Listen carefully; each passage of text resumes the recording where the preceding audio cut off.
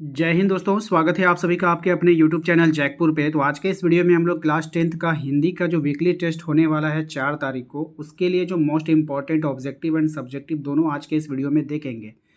यह दंतुरित मुस्कान ये जो चैप्टर है आप लोगों का अक्टूबर माह में पढ़ने वाला है और नवंबर फर्स्ट में आप लोगों का वीकली टेस्ट हो रहा है। तो यहाँ से क्वेश्चन आपके एग्जाम में बनने के पूरे पूरे चांसेस है, तो इसको आप लोगों को देख कर जाना है। रहा सवाल कि इसमें आप लोगों का ऑब्जेक्टिव कम है, तो हम जो है आप लोगों का कल जो है हो सकता है आप लोगों का लाइव क्लास ले लेंगे आप लोगों का। तो वहाँ पर जो है आप लोग देख लीजिएगा और देखने के बाद जाइएगा, तो बहुत सारा हेल्प मिलेगा आप लोगों को एग्ज़ाम में। और लाइव का नोटिफिकेशन नहीं जाएगा, इसीलिए हमारे व्हाट्सएप ग्रुप को ज्वाइन कर लीजिएगा। लिंक हमने डिस्क्रिप्शन में डाल रखा है या फिर दिए गए नंबर पर भी संपर्क करके आप लोग ग्रुप ज्वाइन कर सकते हो। तो यहाँ पे चलिए फास्ट रिवीजन करेंगे हम लोग। देख पा रहे हैं आप लोग, ये दंतुरित मुस्कान कविता का कवि कौन है? तो नागार्जुन है, साफ आपको दिख रहा है। तो याद रखिएगा, इस कविता का जो लेखक है वो कौन है? नागार्जुन है। अगला सवाल देखिए, यहाँ पे क्वेश्चन नंबर 2 में कहा जा रहा है इस कविता का व्याख्या का केंद्र बिंदु कौन है? तो इसमें जो बच्चे के ऊपर इसको ये व्याख्या किया गया था। मुस्कान, किसकी मुस्कान को देख करके हम लोग मोहित हो जाते हैं? बच्चे की मुस्कान देखकर। तो ये जो बच्चे पर डिपेंड करता है, ठीक है ना। रट्टाफिकेशन बिल्कुल भी मत कीजिए, ठीक है। बस समझ कर याद कीजिएगा, कभी भी रटने की आवश्यकता नहीं पड़ेगी। कवि मैथिली भाषा में किस नाम से लिखा करते थे? तो किस नाम से? तो यात्री। वो अपने आप को यात्री बोलते थे, ठीक है। नेक्स्ट देखिए, किसकी मुस्कान देखकर हताश और निराश व्यक्ति भी आशा का संचार हो जाता है? तो किसकी मुस्कान देखकर? बच्चे की मुस्कान को देखकर, है ना। किसकी मुस्कान को देखकर? बच्चे की मुस्कान देखकर। देखिए यहाँ पे कह रहा है कि मृतक में भी डाल देगी जान का क्या अर्थ है? तो मृतक में भी डाल देता है कि हताश और निराश व्यक्ति में खुशी ला देना, है ना। हताश और निराश व्यक्ति में क्या ला देना? खुशी ला देना। अब चलिए यहाँ पर तो ये तो आप लोगों ने देख लिया। अब यहाँ पे हम लोग देखेंगे कुछ ऐसे सवाल जो आपके जो है एग्ज़ाम के लिए इम्पोर्टेंट है, ठीक है। तो कौन कौन से सवाल इम्पोर्टेंट है तो यहाँ पे देखेंगे। सबसे पहले आप लोगों को देखिए कुछ भी याद नहीं करना है, ठीक है। हम जो आपको कहानी सुनाएंगे वही कहानी को अगर एग्ज़ाम में आएगा तो बना बना के वहाँ पे लिखना है आप लोगों को। कह रहा है कि कवि को ऐसा क्यों लगता है कि उसकी झोपड़ी में कमल खिल गया? तो बच्चे की मोहक मुस्कान कवि को अत्यधिक खुशी देता है। यानी कि बच्चों की जो मुस्कान होती है भाई सबको खुशी देगा, तो कवि को भी दे रहा है।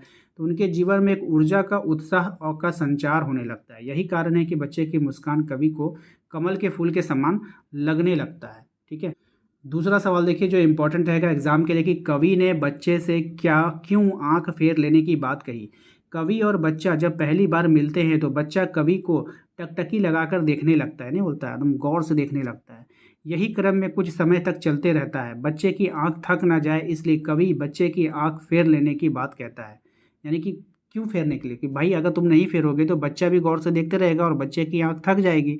इसीलिए चलो, बच्चे तो नहीं, बच्चे तो बच्चे हैं भाई, हम लोग बड़े हैं तो हम लोग ही क्या करेंगे, अपनी आंख फेर लेंगे, ठीक है ना। तो इसीलिए यहाँ पे कहा गया था ताकि उसके आंख थके ना। किसकी आंख? बच्चे की आंख। अब ये वाला सवाल देखिए काफ़ी इंपॉर्टेंट है। पाठ के आधार पर बच्चे का रूप सौंदर्य अपने शब्दों में आप लोगों को लिखना है। तो ये भी आप लिख सकते हैं, ठीक है। बस इसको रट्टाफिकेशन कुछ भी नहीं करना है, बस समझ के आना है, ठीक है। बच्चे का दर्शन पाकर ही कवि के जीवन में सकारात्मक और संचार होने लगता है। कवि को जीने का नया आधार मिल गया। उन्होंने बच्चे को मोहक मुस्कान देकर ऐसा लगता था मानो उसकी झोपड़ी में कमल का फूल खिल गया हो। उसका धूल से सना हुआ शरीर और सुंदर लगता है। कवि को लगता है कि बच्चे के संपर्क आने से ही निराश और हताश व्यक्ति में ऊर्जा का संचार होने लगता है। उन्हें लगता है कि बच्चे के संपर्क में आने से उसके जीवन की काफ़ी बदलाव आया है, इसलिए उनके जीवन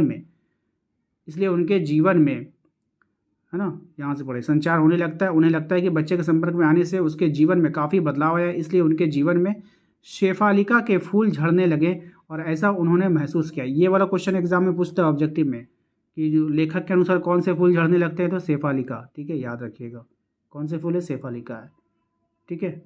उसके बाद ये भी सवाल काफ़ी अच्छा है, इंपॉर्टेंट है, कि यह दंतुरित मुस्कान कविता का भाव सौंदर्य अपने शब्दों में प्रस्तुत करना है।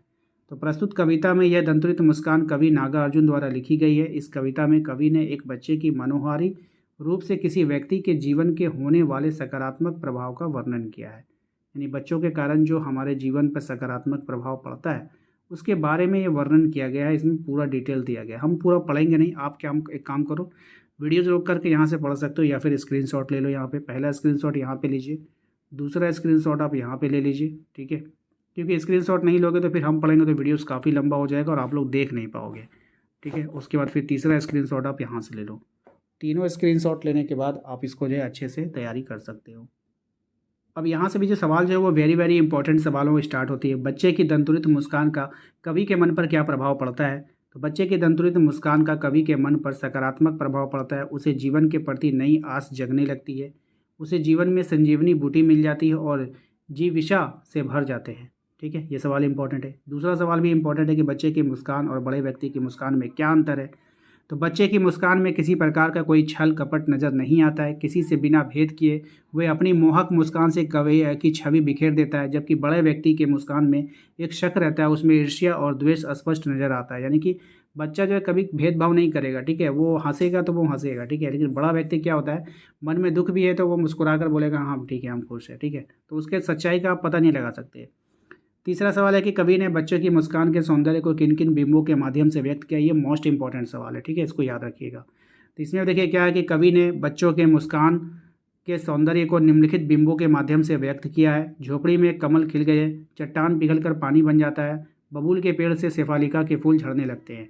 तो ये जो है इंपॉर्टेंट सवाल है, इसको याद रखना है, ठीक है।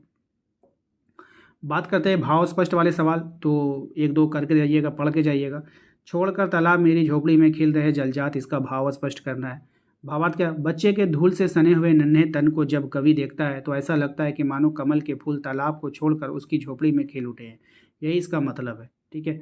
दूसरा देखिए क्या है, छू गया तुमसे ही झरने लग पड़े से शेफालिका के फूल बांस था कि बबूल, ठीक है, इसका भाव आपको बताना है। तो जब कभी बच्चे के संपर्क में आता है तो उसे अत्यधिक खुशी मिलती है। वो कहता है जब मैं तुम्हारे संपर्क में आया तो मेरे जीवन में भी खुशियाँ के फूल खिल गए, जबकि मेरा जीवन बांस और बबूल के पेड़ की तरह था।